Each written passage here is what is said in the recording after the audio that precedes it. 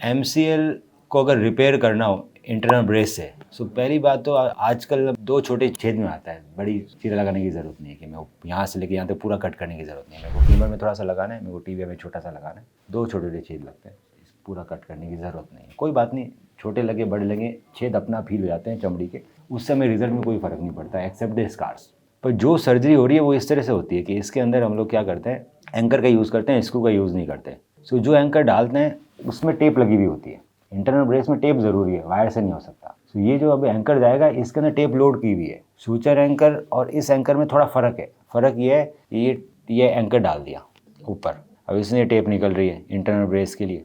अब ये जो एंकर है इसके अंदर एक नीचे आई होती है, खड्डा होता है, ये हमने चेक किया, टीबिया का बटन बनाया। अब जो एंकर जाएगा उसके अंदर एक खड्डा रहेगा जिसके अंदर ये टेप लोड हो जाए, इसको बोलते हैं सॉल लॉक एंकर। ये देखो, ये एंकर के अंदर लोड कर दी टेप। सो एंकर के नीचे आई होती है छेद छोटा सा, जिसके अंदर ये टेप लोड हो जाती है, तभी तो ये एंकर इस टेप को अंदर लेके जाएगा।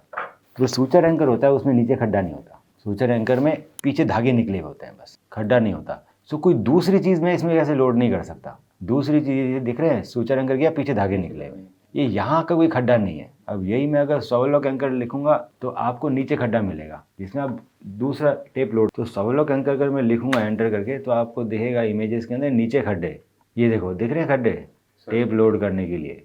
और खड्डे टेप लोड करने के लिए ये डिवाइस भी होता है कि यहाँ पर टेप डाली, खींच लिया इसको तो अंदर चला गया। सो एंकर के नीचे आई होती है खड्डा जिसके अंदर टेप लोड होती है। सूचर एंकर में लोड ही नहीं हो रही, सिर्फ पीछे से धागे निकल रहे हैं, तो उससे कैसे कर सकते हैं, शायद आपस में गांठ बांध दी होगी। एक एंकर यहाँ लगाया, एक एंकर यहाँ लगाया, यहाँ भी धागे निकल रहे हैं, यहाँ भी धागे निकल रहे हैं, दोनों को बांध दी गांठ। पर इस तरह से आईबी सर्जरी हो गई आपकी, ठीक है, ये बढ़िया, अभी एमसीएल बिल्कुल अच्छा ही होगा और इंटरनल ब्रेस भी लग गया, सर्जरी भी हो गई। पर अगर मेरा एसीएल टूटा हुआ है, एमसीएल सर्जरी फेल हो जाएगी। इसीलिए सारी चीज़ें एक साथ ठीक करते हैं ना। आपका घुटना हिल रहा है तो ये आपका एमसीएल रिपेयर किया और उसके बाद आप चल रहे हो इस पर, एसीएल टूटा हुआ है तो मेरा घुटना आगे जा रहा है, तो एमसीएल तो फेल हो गई ना आज नहीं तो कल खींच के।